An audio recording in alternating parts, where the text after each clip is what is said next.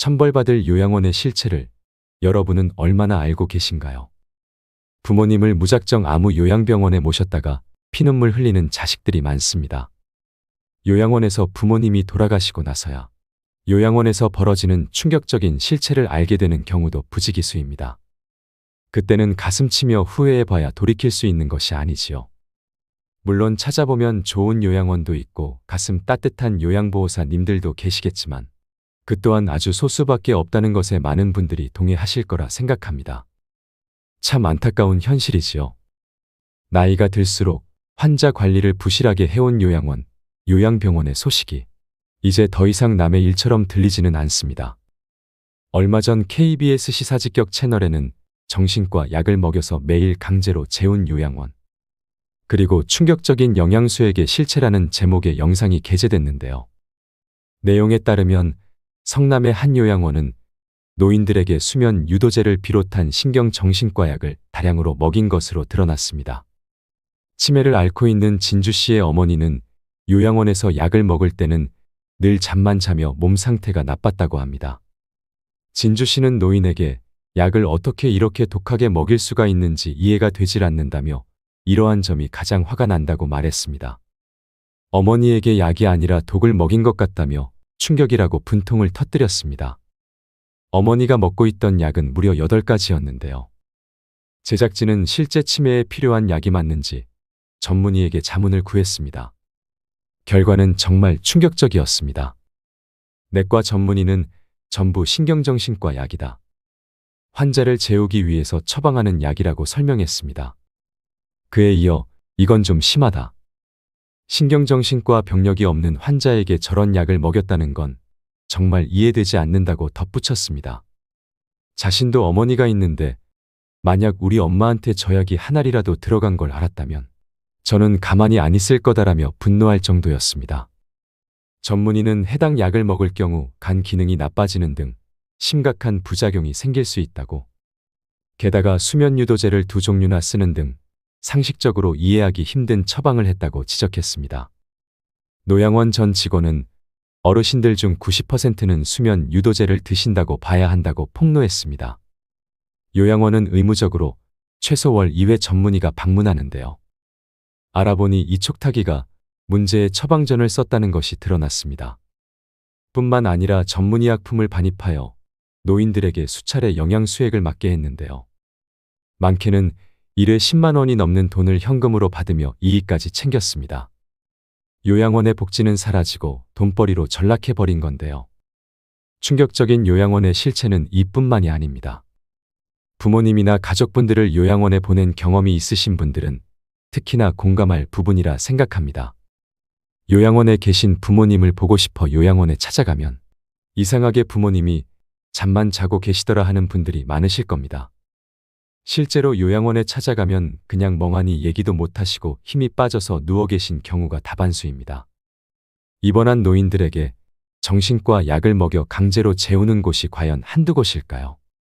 실제로 요양원에서 먹던 약을 끊고 의사와 상담을 통해 처방전에서 뺄 약을 다 뺐더니 약을 줄인 것만으로도 어머니가 우리 아버지가 진짜 눈에 띄게 많이 좋아지셨다고 하는 경우가 많았습니다. 자식들이 모르면 그냥 당하는 겁니다. 오늘은 요양원의 실제 경험담을 전해드리겠습니다. 이런 일들이 많이 알려지고 공론화되어서 이런 일이 다시는 벌어지지 않았으면 좋겠습니다. 어느 구독자분의 사연입니다. 저의 어머니는 작년 12월에 치매 판정을 받고 김포에 있는 어느 재활요양원에 입소하였습니다. 비록 경도의 치매이지만 보호해 줄 사람이 아들인 저 하나밖에 없었으므로 집에서 혼자 계속 케어해 드리기에는 힘든 상황이었습니다. 저는 일 때문에 하루 종일 밖에 나가 있었기 때문에 어머니는 끼니도 제때 못 챙겨 드시고 약도 물론 못 챙겨 드셨습니다. 전화로 챙겨 드시라고 몇 끼마다 전화해도 쉽지 않았습니다. 시간이 갈수록 어머니 증상이 더욱 안 좋아지는 게 보였고 저 혼자 감당하기에는 너무도 힘든 상황이었습니다. 주야간 보호센터를 이틀 정도 나갔는데 어머니가 집에 혼자 계시는 시간이 너무 길다 보니 아무래도 장기요양 등급이 나오기 전이라도 요양원에 가셔야 할 것 같다고 말했습니다. 이리저리 수소문한 끝에 주야간 보호센터에서 일하고 계시던 어떤 분이 자신이 잘 아는 요양원이 있다고 하며 다른 어떤 분을 소개해 주셨습니다. 그분은 저에게 연락을 주었고 저는 그분께 재활 요양원을 소개받았습니다. 어머니는 작년에 어깨 염증 수술도 한 상태인지라 저는 그 부분도 치매와 함께 많이 걱정되는 부분이었습니다. 소개해 주는 분은 통화로 그곳이 재활요양원이라는 것을 강조하며 어머니의 어깨를 더욱 잘 돌보아 줄 거라며 저를 설득하고 또 설득했습니다. 정말 믿고 맡기셔도 된다며 적극적으로 저를 설득했습니다. 저는 많이 망설였습니다. 당장 3일 후에 장기요양 등급 심사 담당자가 저희 집에 오시기로 했고 은평구에 사는 저희에게 김포는 먼 곳이었기 때문이었습니다. 그러나 소개하시는 분은 계속해서 저를 설득하고 권유하였습니다. 저는 알지도 못하는 나에게 왜 이런 친절을 베푸나 하며 오직 감사하게 생각하였습니다. 그 사람이 알선 책임자인지는 꿈에도 몰랐습니다. 한참 후에야 알게 되었습니다. 요양원이 하루에 5만 원인데 자신이 원장과 잘 아는 사이라 잘 부탁해서 4만 원에 해주겠다. 어머니 어깨는 그곳을 가야 제대로 케어를 받는다. 절대 후회하지 않으실 거다 등등. 망설이는 저를 정말 적극적으로 설득했습니다. 저는 이름 자체가 재활요양원이고 원장이 정형외과 의사라는 말에 더욱 마음이 기울게 되었습니다. 수술 후에 어깨를 이제 막 회복하고 있는 어머니였기에 어쩌면 그곳이 어머니에게 더 좋은 곳이겠다 생각하게 되었습니다. 하지만 재활요양원 원장이 정형외과 의사가 아니고 원장 남편분이 정형외과 의사일 뿐이었습니다.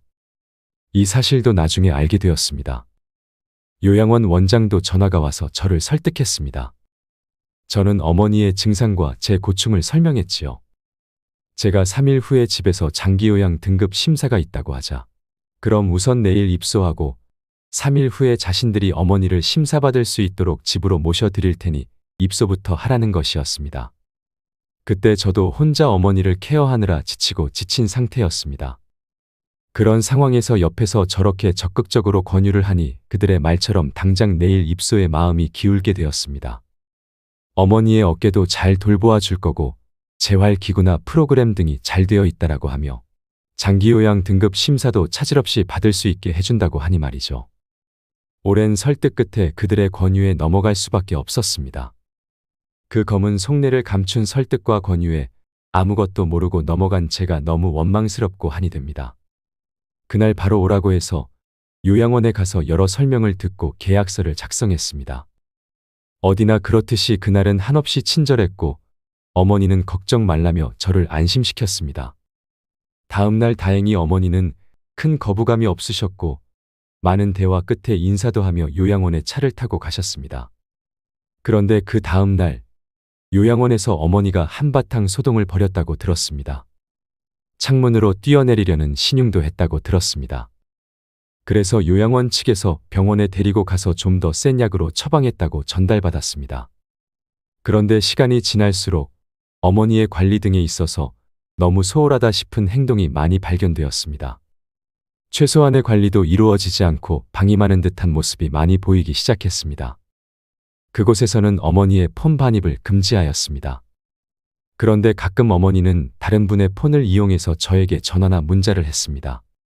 그런데 갈수록 어머니는 어깨 통증을 심하게 표현하기 시작했습니다. 시일이 지날수록 극심한 통증을 호소하며 저에게 그곳을 나가게 해줄 것을 호소했습니다. 처음에는 어머니가 아직 적응을 못해서라고 생각했습니다. 하지만 그 고통의 호소가 갈수록 짙어졌습니다. 그래서 실장에게 몇 번 전화를 했지만 돌아오는 답이라고는 어머니는 통증을 호소한 적이 없다라는 말뿐이었습니다.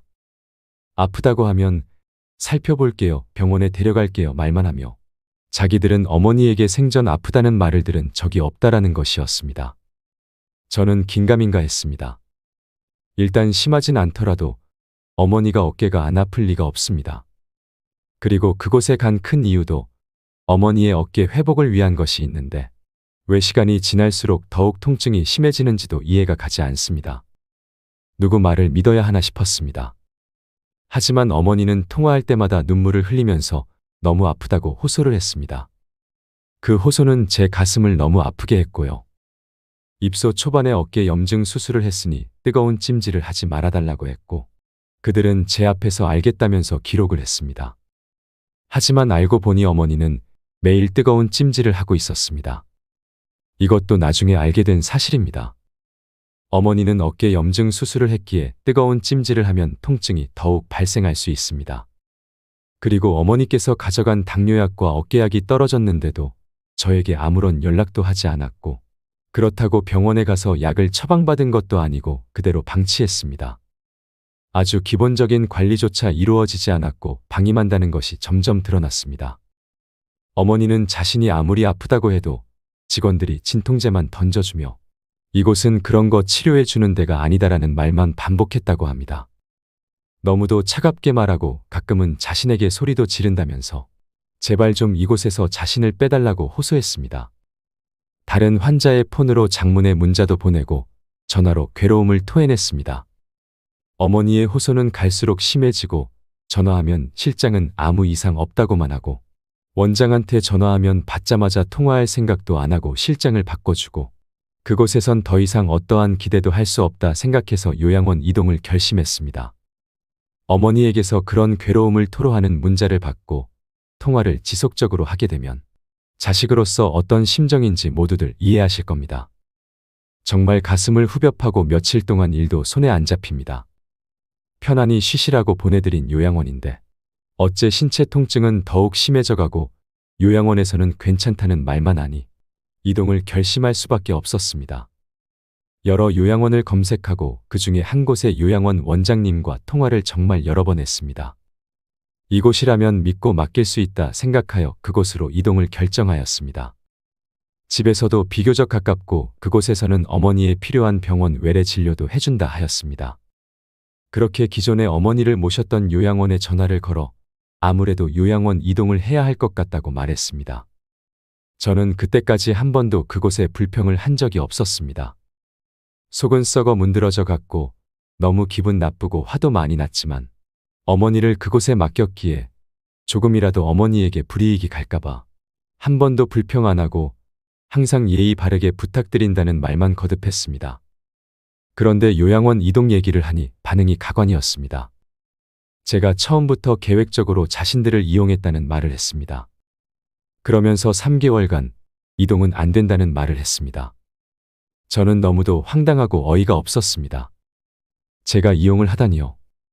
믿고 맡긴 요양원은 너무도 관리가 부실하고 방임하는 것이 심하게 보여서 고민 끝에 이동을 결심한 건데 무엇을 처음부터 계획적으로 자신들을 이용했다는 것인지 기가 막힐 뿐이었습니다. 그리고 3개월이란 것은 처음부터 언급한 적도 없고 당연히 계약서에도 없는 내용이었습니다. 어느 요양원이나 병원에도 일정 기간 동안에 의무적으로 있어야 한다는 계약은 없습니다. 너무 기가 막혀서 그제서야 제가 가져온 불만을 쏟아냈습니다. 서로 언성을 높였습니다. 정말 너무 황당한 순간이었습니다. 그리고 이어서 소개해준 사람이 전화를 하더니 제발 조금만 더 있으라고 간곡히 호소하더군요. 요양원이 어머니를 병원에 안 데려가면 자신이라도 데려가 줄 테니 우선 조금만 더 있어 보라며 몇십 분을 저에게 부탁하여 저를 짐 빠지게 했습니다. 그리고 그 다음 날 아침부터 전화를 계속하는데 전 받지 않았고 그러니까 문자를 계속 보내왔습니다. 저보고 계획적으로 이용했다는 똑같은 말을 하고 자신의 입장이 매우 곤란하니 생각을 바꾸어 그곳에 계속 있으라는 것이었습니다. 그제서야 알게 되었습니다. 그들의 보이지 않는 커넥션을 말이죠. 브로커와 요양원의 관계였음을 그때서야 알게 되었습니다. 처음부터 계획적으로 이용당한 것은 바로 저입니다. 생각도 못했었습니다. 오직 감사하게 생각한 제가 원망스러웠습니다. 그 후로 한동안의 실랑이 끝에 결국 이동하기로 결정이 되었습니다. 그리고 요양원을 이동하기로 한 전날 사건이 발생했습니다. 요양원 비용을 환불받아야 했던 저는 직원과 갈등이 생겼던 겁니다. 저는 이미 한 달치 선납을 했고 제가 환불을 받아야 할 상황이었습니다. 그런데 그때까지도 그들은 자신들의 시간과 인력 낭비를 시켰다며 요양원 이동에 관해 기분 나쁜 표시를 저에게 했습니다.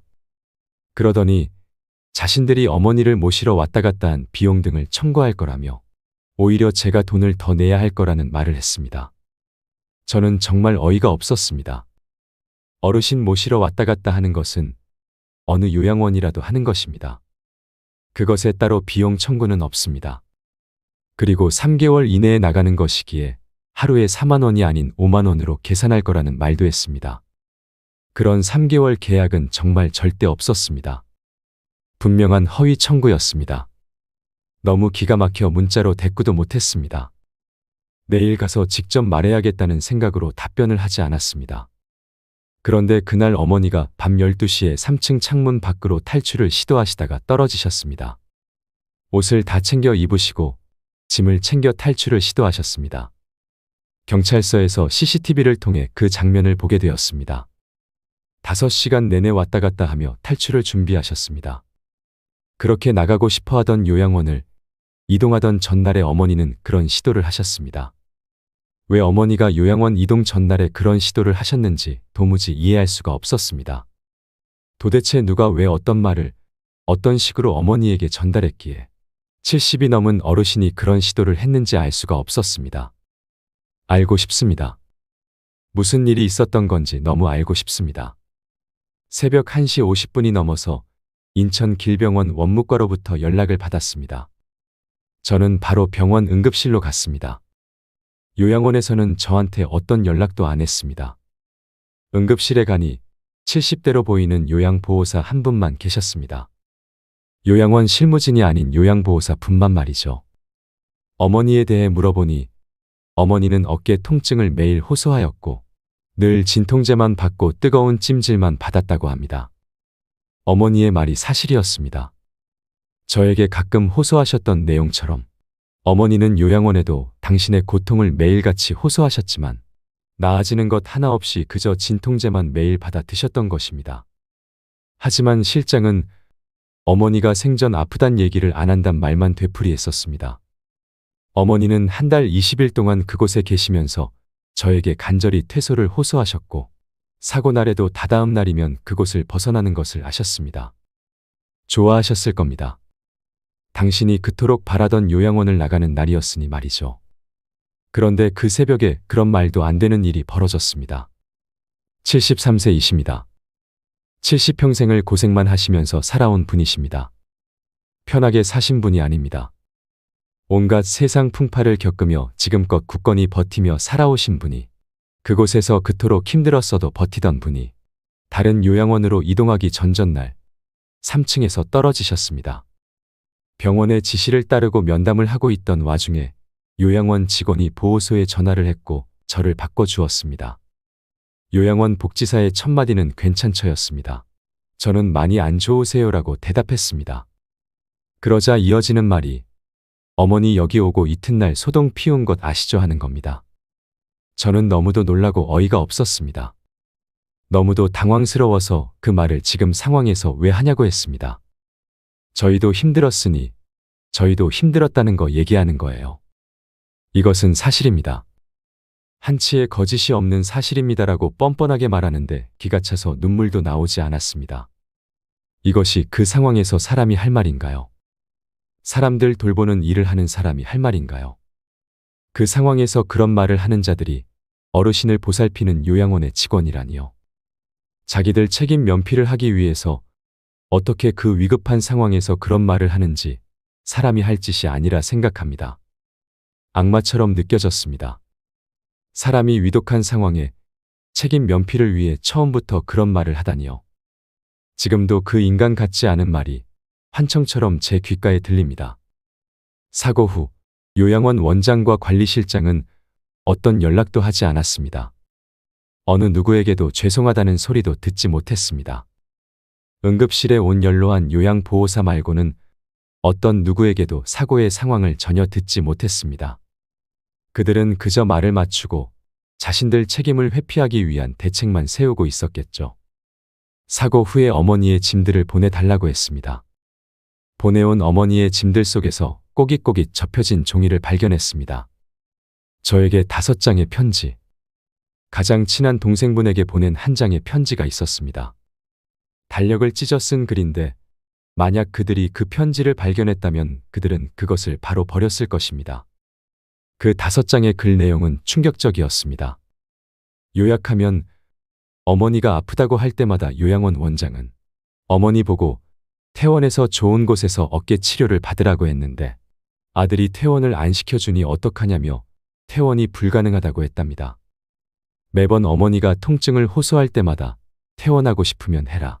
그런데 아들이 안 시켜줘서 못하는 거다라는 말을 수없이 어머니에게 했답니다. 약 2달간 그런 말을 반복해서 들으면서 어머니는 저에 대한 배신감과 서러움, 분노만 키워갔던 것입니다. 편지 5장에는 저에 대한 적개심과 배신감으로 가득했습니다. 저는 상상도 못했던 일이었습니다. 저에 대한 분노와 비난이 가득했습니다. 요양원의 말을 사실로 믿었을 거고 아들에게 버려졌다는 슬픔과 한이 얼마나 컸을까요?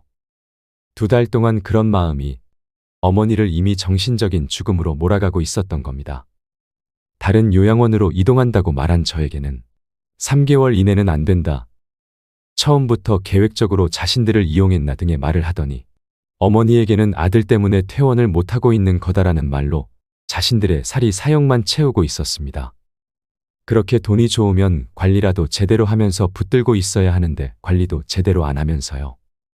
그 글을 읽고 너무 힘들었습니다. 지금도 이토록 힘든데 이 고통에서 앞으로 어떻게 벗어날지 모르겠습니다. 나쁜 사람들의 세뇌 때문에 어머니는 정신적으로 가장 피폐하고 좌절하는 상태까지 이르게 되었고 이동 전날에 어떤 말을 듣고 모든 희망의 끈을 놓게 되신 것입니다. 더욱 기가 막힌 것은 어머니가 요양원에 남긴 글입니다. 경찰서에서 보게 되었는데 그 글에는 아들에게 모든 돈을 꼭 받아내라. 아들이 돈을 내지 않은 게 잘못이니 돈을 반드시 받아내라라는 내용이 반복되어 있었습니다.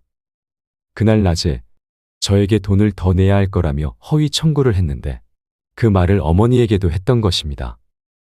어머니는 아들이 자신을 이곳에 버려놓고 돈도 안 내고 있구나 하며 엄청난 충격을 받았을 겁니다. 자신이 그곳에 민폐를 끼치고 있구나 생각하셨을 겁니다.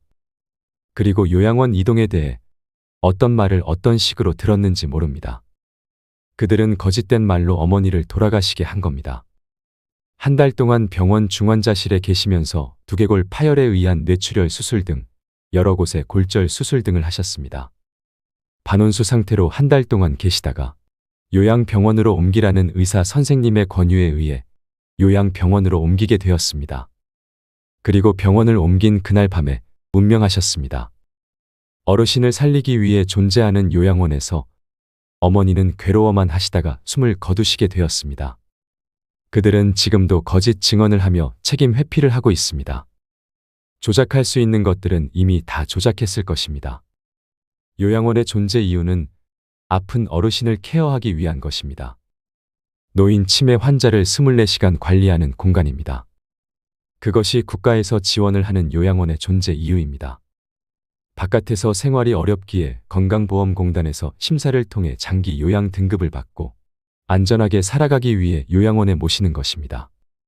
그래야 치매 노인분들의 가족들이 안심하고 믿고 맡긴 후 자신들의 생활을 할 수 있는 것입니다. 요양원 이동한다고 저에게까지 과격하게 반응한 사람들인데 어머니에게는 오죽했을까요? 그들이 상처되는 말을 어머니에게 툭툭 던졌다면 어머니는 심한 좌절을 겪었을 것입니다. 그토록 굳건히 오랜 인생을 살아오신 분이 그 요양원을 나가기 전에 그런 일을 벌이다니. 설사 그런 것을 다 차치하더라도 요양원의 업무는 환자 밀착 관리입니다. 경찰서에서 5시간의 분량의 CCTV를 봤는데 저녁에 요양보호사가 아주 잠시 다녀간 것이 전부입니다. 새벽 12시까지 주무시지 않고 왔다 갔다 하며 탈출 준비를 하시는데 그 어느 누구도 발견한 사람이 없습니다. 손해사정사와 김포시청에서 요양원을 다녀가 조사를 했는데 그 사고날 자신들은 아무 말도 한 게 없고 아들이 어머니에게 요양원 이동 사실을 전달했다고 진술했다고 합니다.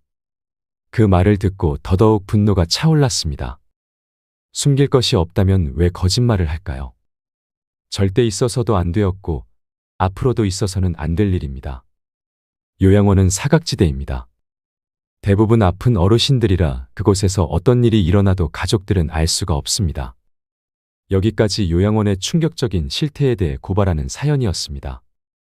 우리나라는 세계에서 가장 빠른 속도로 고령화되고 있습니다.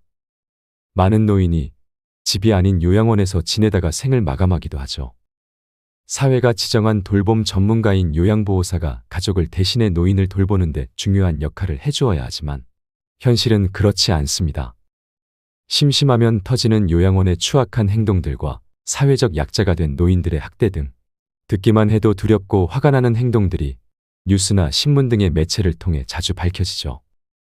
보통의 요양병원은 생각보다 열악하다는 사실을 아셔야 됩니다. 대학병원이나 종합병원처럼 모든 게 풍족하지 않습니다. 요양병원에 입원하시는 분이나 보호자분들은 이것을 꼭 인지하셔야 합니다. 환자에 대해 정말 잘 모르고 대충 일하는 사람들도 많습니다. 1년이 지나도록 환자 상태를 제대로 알지 못하는 직원들을 볼 때면 어떻게 저럴 수 있지라는 생각이 들 만큼 한심스러운 광경이라는 생각이 듭니다. 의외로 정말 많습니다. 헌신적인 분도 있지만 소수에 지나지 않습니다. 동생이 요양병원의 치료사로 근무해서 매번 요양병원 실태를 적나라하게 듣는데 6개월 동안은 병실 갈 때마다 어르신들의 처참한 모습에 눈물이 나서 너무 힘들었다고 합니다. 멀쩡하게 들어왔던 분들도 한두 달 지나면 시름시름 기력이 없어지고 그러다 어느 날 올라가 보면 침상이 치워진 모습을 목격했다고 합니다. 간병인들이 거의 조선족이나 중국인이라 말도 안 통해서 막 윽박 지르고 잘 씻기지도 않아 몸에 각질이 엄청나고 기저귀는 하루 한두 번 가는지 똥오줌 범벅으로 말라있고 또 음식을 많이 주지 않아서 어르신들이 배고프다, 집에 가고 싶다고 제 동생을 보면 그렇게 하소연한다고 합니다. 그 말을 들으니 저도 눈물이 났습니다. 어쩌다 가족들이 면회 오면 그날은 간병인들이 긴급으로 손톱 깎이고 닦이느라고 비상이라고 하는데 그런 참상을 가족들은 알 길이 없지요. 가족들 앞에서는 세상 잘 아는 척하니까 말이죠. 아무튼 간병할 사람이 없어 어쩔 수 없이 보내지는 요양원이지만 한번 들어가면 좋아지는 어르신은 못 봤다고 합니다. 대부분 더 일찍 돌아가시는 이유가 있겠지요.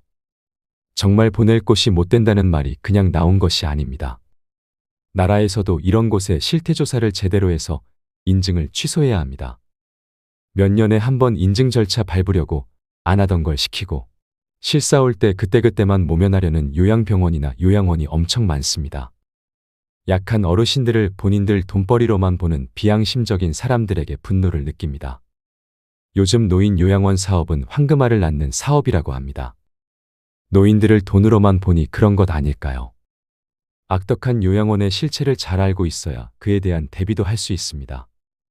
이 사연의 주인공처럼 후회하지 않으려면 바보같이 당하고만 있으면 안 되는 것입니다. 노인들 상대로 돈벌이하는 요양원들은 앞으로 철저히 조사하고 처벌해야 합니다. 정의가 있으면 결국 다 되돌려 받으리라 믿습니다. 이상으로 인생 철학이었습니다. 철학이 있는 당신의 삶을 응원합니다.